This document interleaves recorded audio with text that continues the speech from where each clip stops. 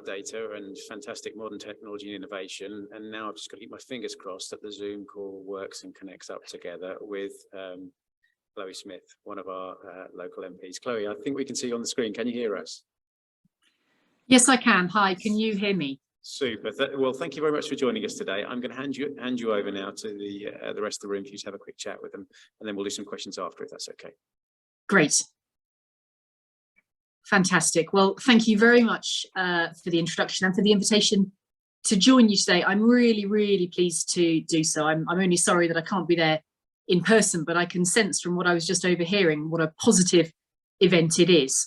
I'm really thrilled to see it come together as well, because it was back in February that I met with Ellen Goodwin from the at the Chamber of Commerce's Big Conversation, and I think we shared a passion about the potential unmet need locally to focus on clean and green growth and green jobs.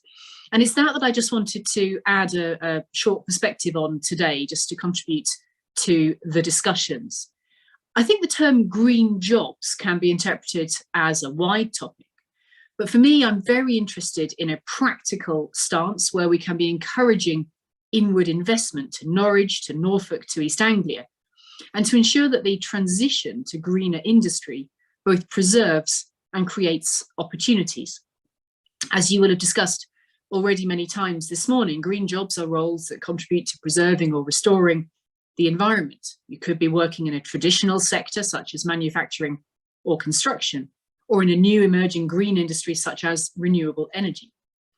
And as our economy becomes greener, some industries will need help adapting their products and processes to reduce their emissions. Others are working on green technology outright, for example, electric vehicles, LED lighting. Some are discovering completely new green activities to tackle climate change. Now, all of this is creating exciting new job opportunities. That's very good for individuals, for a person at school who'll be looking for the career of their future, or for a person currently working in one of those established industries who'll be looking for reassurance about their role in the present. In uncertain times, people do need confidence that the very grand talk of net zero will work for them. And I think these opportunities are firmly within our city and our region's grasp. In other words, the prospect is good for our local and regional economy, as well as for individuals. And it's that I wanted to open up discussion on here. We're already at home to firms like Lotus, who are developing the world's first electric sports car right here in Norwich, or Aquaterra Energy, who are co-developing the world's largest offshore floating wind and green hydrogen production project. Or Nuncats and Partners, who I met recently, who are pioneering clean and green aviation to provide a dependable lifeline for the world's remote communities, as well as offering hands-on experience and STEM learning opportunities to our young people at the Norwich Aviation Academy. So I don't want the thought of green jobs to be some abstract concept that happens in faraway places, but on the airport industrial estate, at the Norwich Research Park, in the many businesses at today's conference who'll sell products or services to people on the high street, right there with you in Norwich. We have important ingredients already, including a skilled workforce, supply chains, and real estate. The challenge for us today and tomorrow is how we work together to convert that into an attractive proposition for further investment in Norwich, Norfolk, and East Anglia. Touching on the national picture, the £12 billion government investment in the 10-point plan aims to create and support up to 250,000 green jobs. What's more, the net zero strategy seeks to support up to 190,000 green jobs in 2025 and up to 440,000 jobs across net zero sectors in 2030, leveraging £90 billion of private investment. Let's take an example, the one that you've just been discussing, that from 2035, all new heating systems installed in UK homes are to either use low carbon technologies such as electric heat pumps or support innovative technologies such as hydrogen-ready boilers, where the government is confident that clean and green fuel can be supplied. In other words, by 2035, the government has an ambition that no new gas boilers will be sold. That could mean really strong opportunity for the engineering sector right here in Norwich. For the jobs of today and tomorrow, and for serving domestic and business customers who need and want confidence in going green. I know that ministers from government perspective engage extensively with stakeholders, with NGOs, with businesses about climate change and many other issues. And I want them to listen to you from this room as well. So I'm very grateful for your insight, and I intend to use it in Parliament. Just touching on the international side, of course, the UK was the first major economy to commit in law to reaching net zero by 2050. Just last week, the Prime Minister addressed the COP27 summit, calling on international partners to stick to commitments made at COP26 in Glasgow a year ago, and committing to triple UK funding on climate adaptation internationally to £1.5 billion by 2025. All of these high aims require a determined and cohesive effort between the private and public sector, as well as the political will to be ambitious and to lead people. That is as true for Norwich as it is in Sharm el-Sheikh. So let's be brave, let's be bold, let's make Norwich and Norfolk and East Anglia the place to do green business. Thank you very much for listening, and thank you for all of the efforts that your presence at this conference already demonstrates.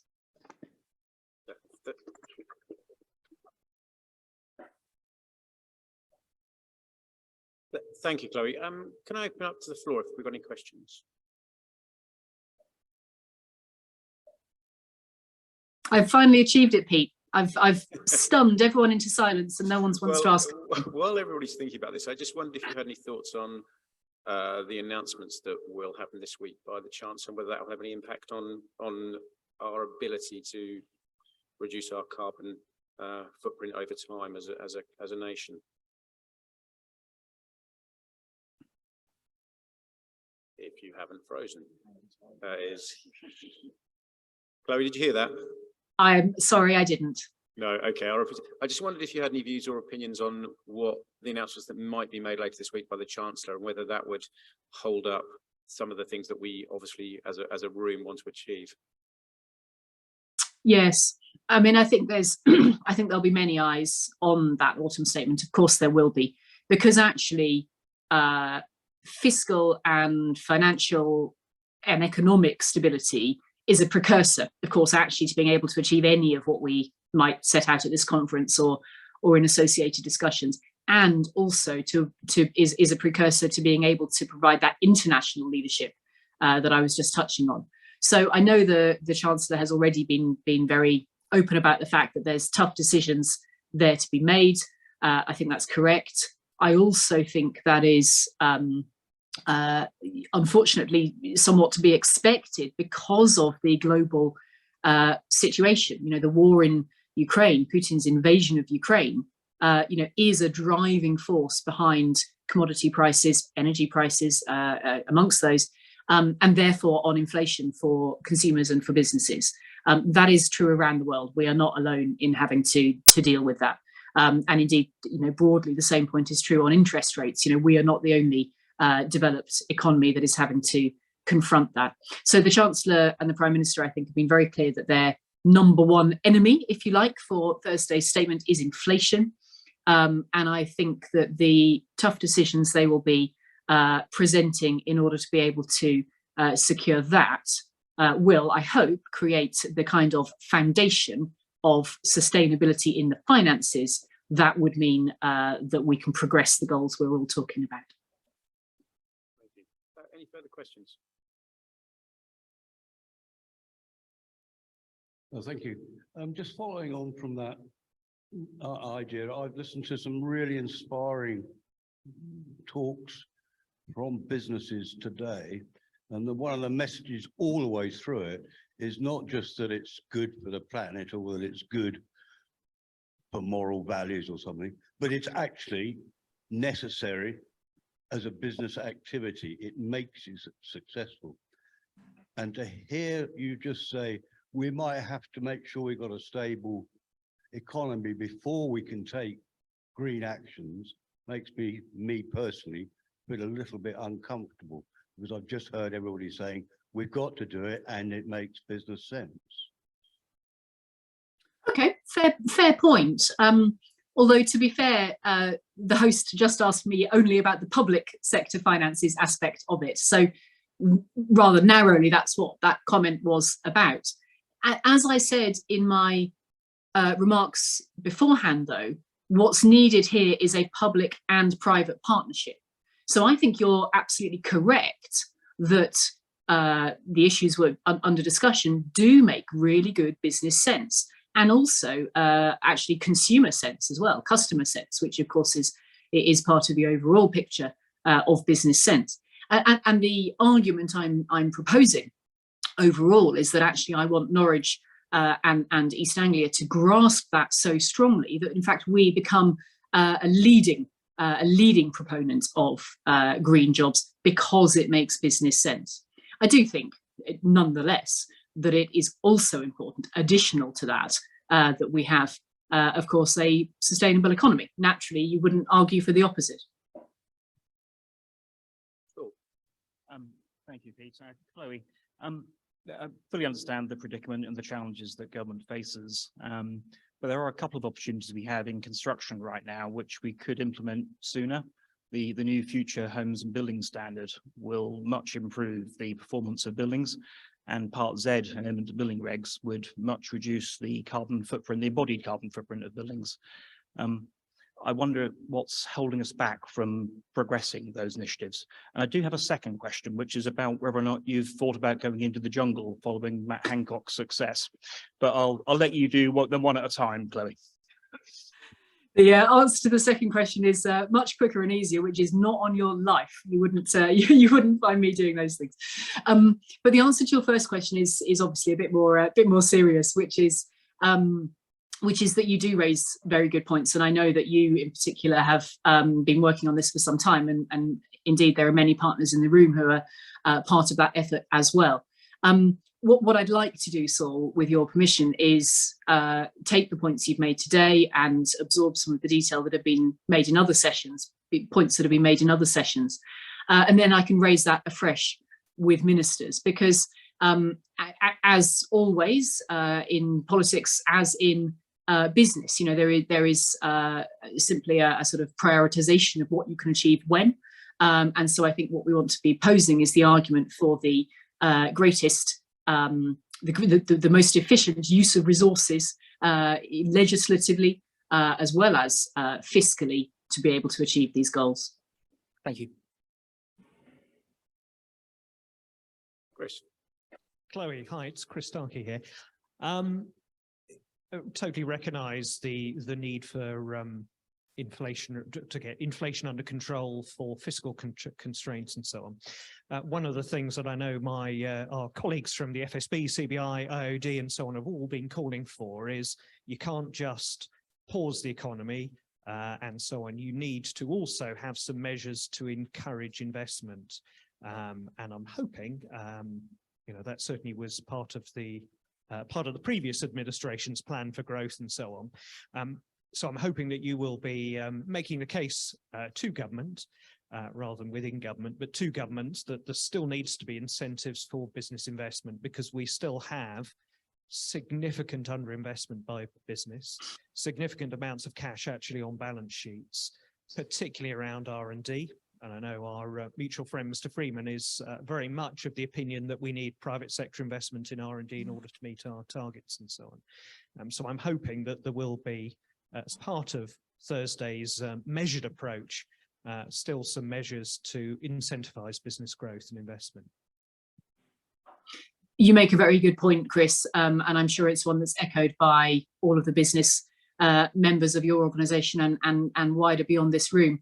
And I think it's a correct point. I think that the agenda of growth is immensely important, and you know, is not to be forgotten, but rather I think is to be underpinned by those you know, those other necessities that we have to achieve in the economy, as I was saying, and as the Chancellor has been saying about the tough decisions that will be required to get, for example, inflation, but other things under control as well. So I think the key is to continue to enable businesses to thrive. And really, of course, that's the whole thrust of the remarks I wanted to make with you at this conference, is about how we can seek that kind of business investment. And I framed it, I suppose, as inward investment to our area. But of course, also it includes investment by businesses already operating here. And all of that is absolutely essential, I think, to be able to rise to the challenges of what we're talking about at this conference.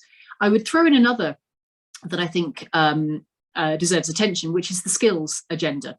So when we talk about businesses wanting to invest, many will also want to invest in skills because, as you will no doubt all be aware, the tightness in the labour market is also one of businesses' biggest issues, the biggest thing that they report. For example, CBI surveys quite regularly show this. And you'll be aware that there's actually a record high number of vacancies in the economy, but in actual fact, too few unemployed people to meet them. Now, there's a side argument that we won't have time to go into at this conference about where businesses can then look for talent. And I make the argument that we need to seek talent in places that we haven't recently looked inside the British workforce and population. I don't, for what it's worth, think that this adds up to an argument for necessarily recruiting from immigration.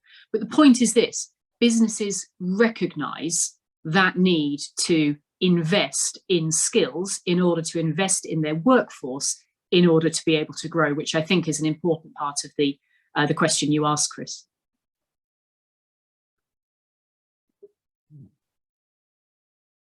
Candice. Yeah. Hi, Chloe, it's Candy from FSB. My question, I suppose, follows on from Chris's point, actually. So again, we've got the budget this week, all eyes on that. As we know, businesses in particular are really struggling with their energy costs. And there's still a huge amount of nervousness about what support will be coming, you know, after the end of March. So I suppose it would be good to hear your thoughts about actually what you feel government could do to support small businesses to, you know, weather this incredibly difficult storm that is threatening the viability actually of many of our small and micro-sized businesses, but also that further step about what government can do to support small business owners to become more energy efficient and to invest in sustainable energy sources.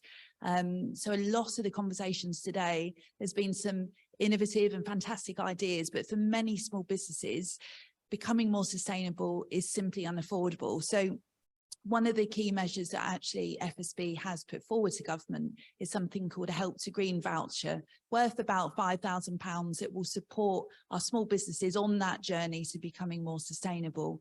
So I suppose, in summary, quite a long question, Chloe, but you know, if you could give us, I suppose, your thoughts around that further support for small businesses on those high energy costs, but also the steps that can be taken to support small businesses to become more sustainable. Thanks, Candy, and it's lovely to see you in the room. It's a critical question, absolutely vital question. I mean, I didn't particularly emphasize it in my remarks, I suppose, in a sense, because it's sort of the obvious context that we're all working under, but it really does deserve being drawn out, as you rightly do. And that is because what we've got is a need to be able to, you know, the situation that we are in as a country, obviously, is the need to be able to secure our energy supply long term, actually. And part of that is about, unfortunately, about foreign affairs in terms of Russia. Part of that is also about the, you know, ensuring that we can continue to maximise domestic supplies and what we have in the North Sea, which is, of course, also of great importance to us in Norfolk in terms of the southern North Sea. But you're absolutely right, because what this also then presents is an opportunity for people to think very carefully about the energy that they use. And while you know, while I mean, I fully welcome the government's very large scheme to support both households and businesses with the costs of energy, that need to think about how we use our energy and how we preserve our you know, purchased supplies is really important. I think one of the most practical things we can do, and perhaps it might be a thing that we could achieve out of today's conference even, or out of social media following this conference, is to help ensure that businesses are aware of the scheme that is open to them. I think it might be the case that households are a bit more aware than businesses may be of the government's taxpayer-funded scheme to help them on businesses. I've certainly met quite a few small business owners who don't have awareness of the details. So I think there is a very practical thing we can do to help with that information. And then I'm absolutely confident that there is a further and longer conversation that goes on about energy efficiency as well as about the price. Any more? Sorry, Chloe, just getting a microphone. No problem. Hi, Chloe, Dan from the Land App. I just wanted to ask if you've got any idea about how the current agri-environment spend is going to change in the budget. I know that after leaving post-Brexit, it was promised that we would be retaining that 3.2 billion. I think that dropped down to 2.7. And I know the last administration was looking at reducing that even further. Are we at risk with the growth agenda kind of contradicting what we're trying to see in agri-environment? And do you have any comment on whether that's going to be upheld and how it might be playing out through the environmental land management scheme? Thank you, Dan. I think the honest short answer is that no, I don't have any further information for you ahead of the autumn statement. As with many things, it's actually all held quite close to the chest. So no, unfortunately, I don't have further information for you as we stand. Okay, I think that's pretty much it. Chloe, I want to say a big thank you on behalf of the whole audience here for coming on time, to taking some time to talk to us about this issue and also to answer our questions as well. So it's very much appreciated. So thank you very much. Thank you very much. Have a good afternoon. Thanks.